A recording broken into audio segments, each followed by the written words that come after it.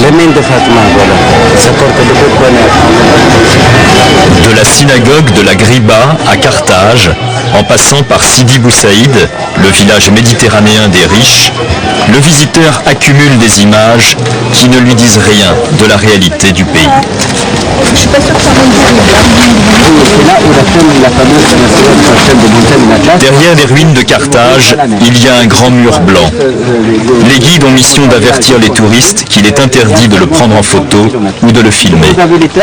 Derrière le mur, il y a le président Ben Ali, dans le palais de l'ancien président Bourguiba, fondateur et homme fort de la première République tunisienne pendant 33 ans.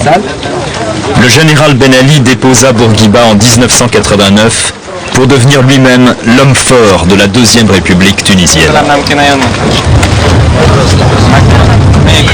Nous, on a une dictature silencieuse. C'est l'asphyxie dans notre pays. Moi j'ai été détenu entre 1966 et 1996 6 fois. S'il n'y avait pas eu la solidarité internationale, moi j'aurais passé 17 années de ma vie en prison, je n'en ai passé que 4 et demi. Moi j'étais emprisonné par 3 fois sous Bourguiba en tant que syndicaliste.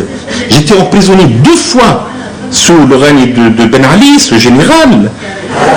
J'ai subi la torture, comme tous les détenus politiques en Tunisie. Il y a des gens qui sont en prison, je vous dis, depuis maintenant 13 ans, pour des raisons qui, pour l'essentiel d'entre eux, pour 95% d'entre eux, tiennent à leur engagement politique et à leurs opinions.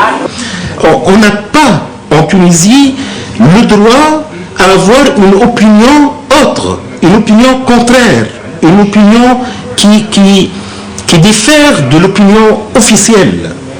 Là, vous avez l'affaire de Zarzis, de jeunes cybernautes qui sont condamnés à 18 ans et 9 mois de prison parce qu'ils sont allés naviguer sur le net. Tu sais, la Tunisie, elle est encadrée par 130 000 policiers.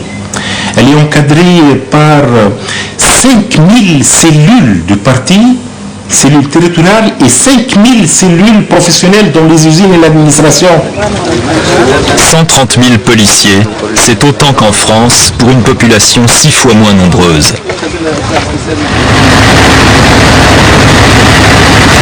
Il faut y ajouter 50 000 membres de comités de quartier, une sorte de milice dont le rôle est l'encadrement de la population, et 2 millions de membres du parti au pouvoir, le RCD, parti unique, disséminé en cellules sur tout le territoire, au service du président Ben Ali.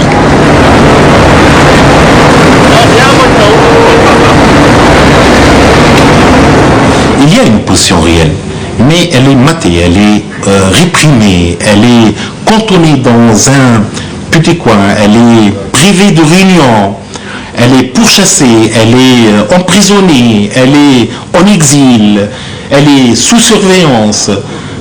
Le service secret tunisien s'est implanté partout, à Paris, plutôt ici.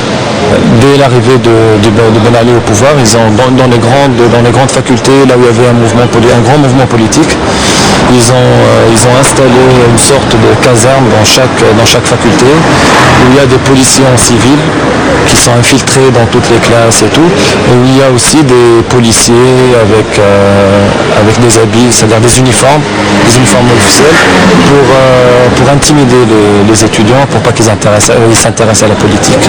Si on n'est pas du RCD, c'est-à-dire le régime qui est en place, le parti unique en quelque sorte, les gens n'arrivent pas à être embauchés.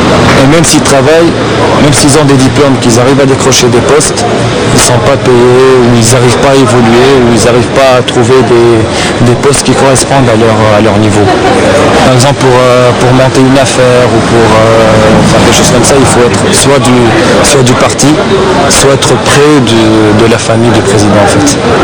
Moi personnellement, je suis doctorant en économie, je me retrouve à faire de la livraison, de la manutention, à travailler au plus bas de l'échelle.